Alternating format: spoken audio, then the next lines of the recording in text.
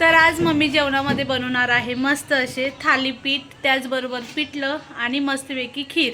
तर चला तुमच्यासोबत ही रेसिपी शेअर करते मी.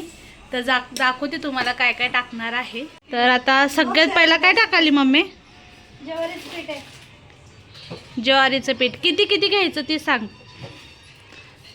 ज्वारीचं पीठ 2 वाट्या मोठ्या, 2 वाट्या मोठ्या, 1 वाटी बेसन पीठ, 1 वाटी वाटी गव्हाचं पीठ.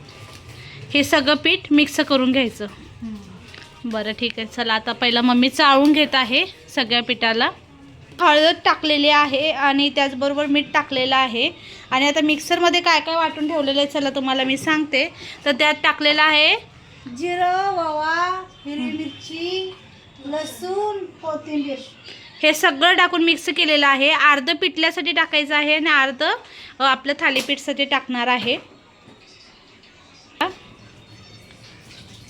सगळ्यात मोठं काम करते आज श्रुती, नाही श्रुती? फक्त पीठ जास्त पातळ नको होऊन देऊ.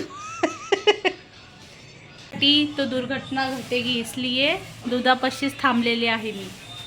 बघू मीठ टाक टाक टाक. ताड घरातच 2-2 उगवलेत बघा. आता त्याला बाहेर कधी लावायचं काय माहिती.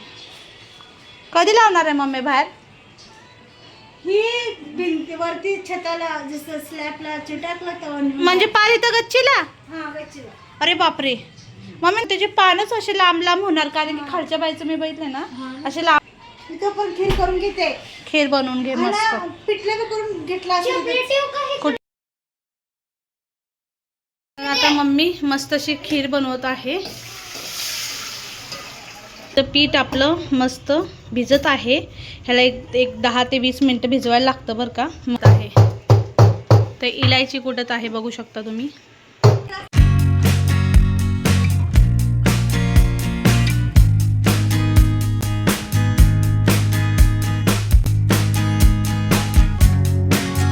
आणि बाहेरपेक्षा बघा तुम्ही खरंच खूप टेस्टी लागतं. तर आता बघू शकता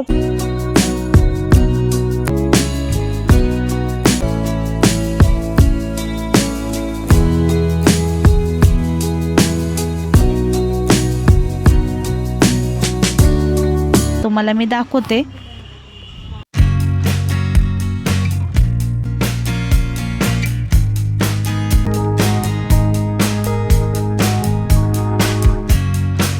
मम्मीने थोडेसे थापून पण केलेले. आणि हे बघा फायनली मस्त खीर, धपाटे आणि आपलं पिठलं भात पण केलेला होता. तेच जेवण केलेलं आहे आज. मस्त सोपा सोडलेला आहे.